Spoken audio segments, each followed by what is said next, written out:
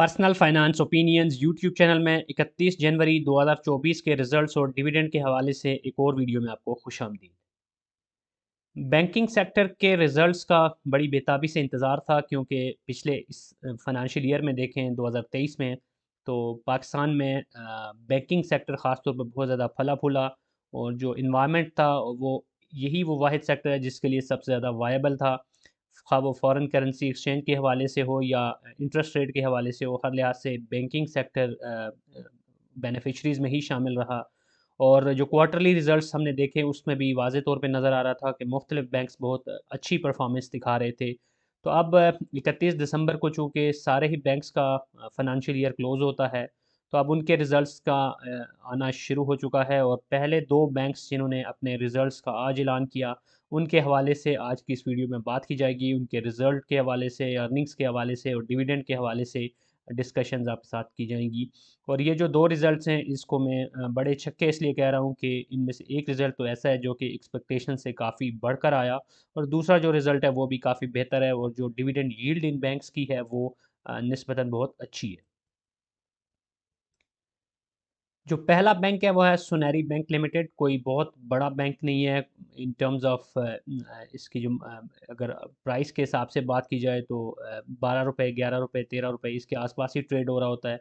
लेकिन इस कंपनी ने आज जो रिज़ल्ट अनाउंस किया वो बड़ा ही सिग्निफिकेंट था और 30% का इसने डिविडेंड अनाउंस किया जो कि 3 रुपए बनता है with a face value of 10। और अगर सुनहरी बैंक की इन जनरल बात की जाए तो ये बैंक शरिया कंप्लाइंट इंडेक्स का हिस्सा नहीं है। बैंकिंग सेक्टर में से 3 ही बैंक्स हैं एज़ ऑफ़ नाउ जो कि शरिया कंप्लाइंट इंडेक्स का हिस्सा हैं, जिनमें मीज़ान बैंक, फैसल बैंक और बैंक इस्लामी शामिल हैं।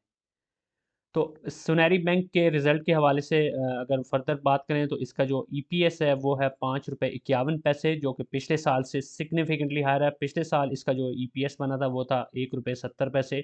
तो ये तकरीबन 4-5 गुना इसके अंदर इज़ाफ़ा हुआ है जो कि एक बहुत बड़ी अचीवमेंट है इस बैंक की। अब बुक क्लोज़र डेट की अगर बात करें तो इसकी जो बुक क्लोज़र डेट है वो 1 मार्च 2024 है और इसकी जो एक्स डेट बनती है वो 28 फरवरी, स्पॉट डेट है 27 फरवरी 2024। आज इसके शेयर की प्राइस में एक सिग्निफिकेंट जंप हमें देखने को मिला।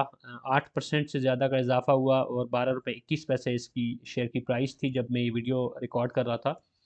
और अगर इसकी आरओआई की कैलकुलेशन हम करें तो लेट्स सपोज़ कि आज की प्राइस पे यानी 12 रुपये 21 पैसे पे आप इस कंपनी के अंदर इन्वेस्टमेंट करते हैं 1 लाख रुपए के शेयर्स पे, तो तकरीबन 8,190 शेयर्स आपको मिलते हैं और उसपे जो डिविडेंड आपका बनता है वो तकरीबन 24,570 रुपए है बिफोर ज़कात एंड टैक्स डिडक्शन।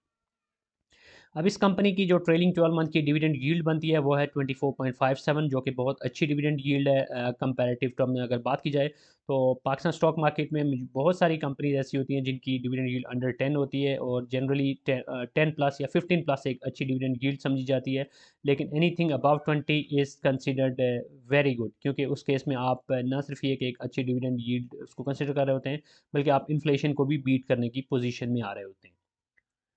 अब इसके बाद जो दूसरा बैंक है जिसने आज अपने रिजल्ट्स का ऐलान किया वो एक निस्बतन बड़ा बैंक है सुनहरी बैंक के मुकाबले में और ये बैंक है बैंक अल हबीब लिमिटेड और ये भी शरिया कंप्लाइंट के एम आई आल शेयर इंडेक्स का हिस्सा नहीं है।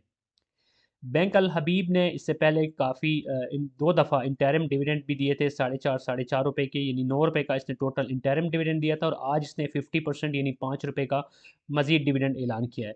तो इस लिहाज से आप कह सकते हैं कि कुल मिला के इस फाइनेंशियल ईयर का जो इसका डिविडेंड बनता है वो 14 रुपए बनता है। और इसके अगर हम अर्निंग की बात करें अनकंसोलिडेटेड जो अर्निंग है इस साल फाइनेंशियल ईयर 2023 में तो वो है 31 रुपीज़ एंड 78 पैसाज़ जबकि पिछले साल यानी कि 2022 का जो फाइनेंशियल ईयर था उसमें अगर हम देखें तो इसकी जो अर्निंग बनी थी वो थी 14 रुपये 91 पैसे। तो ये आप देख सकते हैं कि इस साल इसकी अर्निंग डबल से भी ज़्यादा हुई है। बहरहाल सुनहरी बैंक के केस में हमने देखा था कि अर्निंग 4 गुना या तकरीबन साढ़े 4 या 5 गुना बढ़ गई थी। तो यहाँ पर आपको उतनी इंक्रीज़ तो देखने को नहीं मिली, डबल से कुछ ज़्यादा बहरहाल फिर भी इसकी अर्निंग हुई है जो कि एक सिग्निफिकेंट जंप कहलाएगा। इस कंपनी ने जो डिविडेंड अनाउंस किया है उसके हवाले से हम इंपॉर्टेंट डेट्स को देख लेते हैं। जो बुक क्लोजर डेट है वो है 26 फरवरी 2024, एक्स डेट इसकी बनती है 22 फरवरी 2024 और जो स्पॉट डेट है वो 21 फरवरी 2024 है। तो अगर आप 21 जनवरी या उससे पहले इस कंपनी के 21 फरवरी या उससे पहले इस कंपनी के शेयर ले लेते हैं और 22 फरवरी जो इसकी एक्स डेट बनती है उस तक इसको होल्ड करते हैं तो फिर आप इस डिविडेंड के लिए एलिजिबल होंगे। अब अभी की बात की जाए तो इस कंपनी के शेयर की जो प्राइस है वो 85 रुपये 1 पैसे थी जब मैं ये वीडियो रिकॉर्ड कर रहा था, और इस कंपनी के शेयर के अंदर कोई सिग्निफिकेंट हमें इम्प्रूवमेंट या जंप देखने को नहीं मिला आज के डिविडेंड की बेस पे। ओवरऑल देखा जाए तो एक अच्छा डिविडेंड है, बीच में इंटरिम डिविडेंड्स भी आए, लेकिन एज़ कंपेयर टू सुनहरी बैंक लोगों की एक्सपेक्टेशंस के मुताबिक कोई उतना बड़ा डिविडेंड नहीं है इसका। इसलिए कोई बहुत ज़्यादा इसके अंदर हमें रैली देखने को नहीं मिली after the announcement of this result. अब अगर हम आरओआई की कैलकुलेशन करें इस बैंक की, और लेट्स सपोज के इस प्राइस के ऊपर यानी 85 रुपये के ऊपर आप 1 लाख रुपए की इन्वेस्टमेंट करते हैं इस कंपनी के शेयर में, तो 1176 शेयर्स आपके तकरीबन बनते हैं, और उस पे जो डिविडेंड बनता है वो लगभग 5,880 रुपये बनता है। ये जो अमाउंट मैं आपको बता रहा हूँ ये बिफोर ज़कात एंड टैक्स डिडक्शन है, और अगर आप फाइलर हैं तो 15% होगा, अगर नॉन फाइलर है तो 30% आपका टैक्स भी डिडक्ट होगा। अब अगर हम डिविडेंड यील्ड देखें इस कंपनी की, बैंक अल हबीब लिमिटेड की ट्रेलिंग 12 मंथ की, तो वो बनती है 16.47%, जो कि अच्छी डिविडेंड यील्ड है। अल्दो के सुनहरी बैंक के मुकाबले में कम है, लेकिन इन एनी केस ये एक सिग्निफिकेंट डिविडेंड यील्ड कहलाएगी। और बैंक अल हबीब की खसूसियत ये है कि इस बैंक का आपको आलमोस्ट 3 से 4 दफ़ा डिविडेंड मिल रहा होता है साल में। क्वार्टरली जैसे अभी हमने देखा कि 2 दफ़ा इसने पहले अनाउंस किया और अभी ये तीसरा, यानी कि 4 क्वार्टर्स में से 3 क्वार्टर्स में इसने डिविडेंड अनाउंस कर दिया, 4.5, 4.5 और 5 रुपये।